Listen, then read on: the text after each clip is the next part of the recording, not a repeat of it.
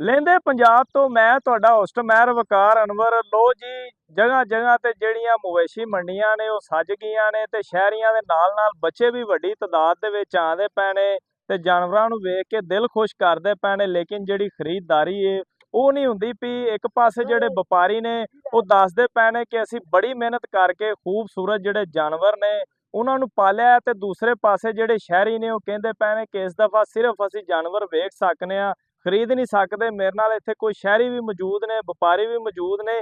ਇਸ ਵੇਲੇ ਤੁਹਾਨੂੰ ਵਿਖਾ ਸਕਨੇ ਆ ਕਿ ਕਿੱਡੇ ਸੋਹਣੇ ਸੋਹਣੇ ਜਿਹੜੇ ਜਾਨਵਰ ਨੇ ਵੱਡੀ ਤਾਦਾਦ ਦੇ ਵਿੱਚ ਇਲਾਹਾਬਾਦ ਦੀ ਮੰਡੀ ਦੇ ਵਿੱਚ ਵੀ ਆ ਗਏ ਨੇ ਤੇ ਰੌਣਕਾਂ ਲੱਗ ਗਈਆਂ ਨੇ। ਵਪਾਰੀ ਮੌਜੂਦ ਏ ਜੀ। ਦੱਸੋ ਤੁਸੀਂ ਇਹਦੇ ਕਿੰਨੇ ਪੈਸੇ ਮੰਗਦੇ ਪਏ ਜੀ? 5 ਲੱਖ ਰੁਪਏ ਜੀ।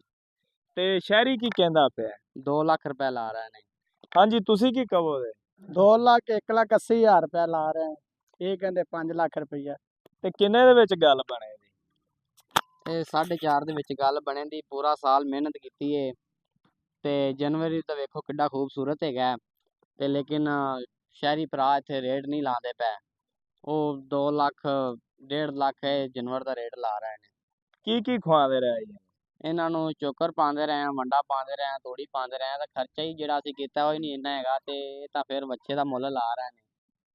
ਤੇ ਫਾਈਨਲ ਹੁਣ ਕਿੱਥੋਂ ਤੱਕ ਗੱਲ ਬਣੀ ਜੀ? ਇਹ ਫਾਈਨਲ ਹੀ ਰੇਟ ਦੱਸਦੇ ਪਏ ਆ ਵੀ 4.5 ਲੱਖ ਰੁਪਇਆ ਹੋਏਗਾ। ਹਾਂਜੀ, ਤੁਸੀਂ ਕੀ ਕਹੋਗੇ? 4 ਲੱਖ ਦਾ ਜਾਨਵਰ ਹੈਗਾ? ਨਹੀਂ, 4 ਲੱਖ ਦਾ ਨਹੀਂ ਹੈ। ਬਾਕੀ ਮਹਿੰਗਾਈ ਬਹੁਤ ਕੀਤੀ ਬੈਠੇ ਨੇ ਤੇ ਘਟੋ ਘੱਟ ਵੀ ਚਲੋ 2.5 ਲੱਖ ਵਿੱਚ ਤਾਂ ਹੋਣਾ ਚਾਹੀਦਾ ਹੈ। ਹਾਂਜੀ, ਕਿੰਨੇ ਦੇ ਵਿੱਚ ਡੀਲ ਹੁੰਦੀ? 4 ਦੇ ਵਿੱਚ ਦੇ ਦਿਆਂਗੇ। ਹਾਂਜੀ ਭਾਈ ਜੀ। ਨਹੀਂ ਯਾਰ, ਬੜਾ ਰੇਟ ਹੋ ਰਿਹਾ ਯਾਰ। ਚਲੋ ਕੋਈ ਘਾਟਾ ਵਾਧਾ ਕਰਤੇ ਤੇ ਤੁਸੀਂ ਵੀ ਕੋਈ 180 ਤੋਂ ਉੱਤੇ ਜਾਓ ਨਾ, ਕੋਈ ਗੱਲਬਾਤ 2.5 ਸੁਣਾਓ, ਲੱਖ ਕੈਮਰੇ ਵੱਲ ਵੇਖ ਕੇ ਦੱਸੋ। ਪੌਣੇ 3 ਲੱਖ ਰੁਪਈਆ ਦੇ ਦਿੰਨੇ ਆ। ਹਾਂਜੀ ਭਾਈ ਜਾਨ।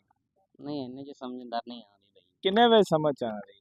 ਆ ਫਾਈਨਲੀ ਇਹ ਰੇਟ ਦੱਸਿਆ ਹੈਗਾ ਜਿਹੜਾ 4 ਹੈਗਾ। ਕਿੰਨੇ ਚ ਗੱਲ ਬਣਦੀ? 2,70,000 ਰੁਪਏ, 2,70,000 ਦੇ ਦੇ ਲੈ। ਹਾਂਜੀ ਬਾਈ, ਤੁਸੀਂ ਕੀ ਦੱਸੋਗੇ? 280 ਹੋਈ ਹੈਗਾ।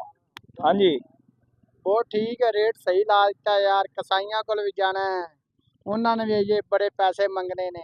2,70,000 ਰੁਪਇਆ ਦੇ ਦੇ। ਹਾਂਜੀ ਭਾਈ ਜਾਨ, 270 ਦੇ ਵਿੱਚ ਫਿਰ ਡੀਲ ਡਨ ਕਰੀਏ। 270 ਦੇ ਵਿੱਚ ਨਹੀਂ ਹੋਣੀ ਡੀਲ ਡਨ। 280 ਮੰਗਦੇ ਪਏ ਆ ਤੇ ਚਲੋ ਕਰ ਲੈਨੇ ਆ। ਹਾਂਜੀ ਸਰ। 270 ਠੀਕ ਹੈ ਯਾਰ ਬੋਸ।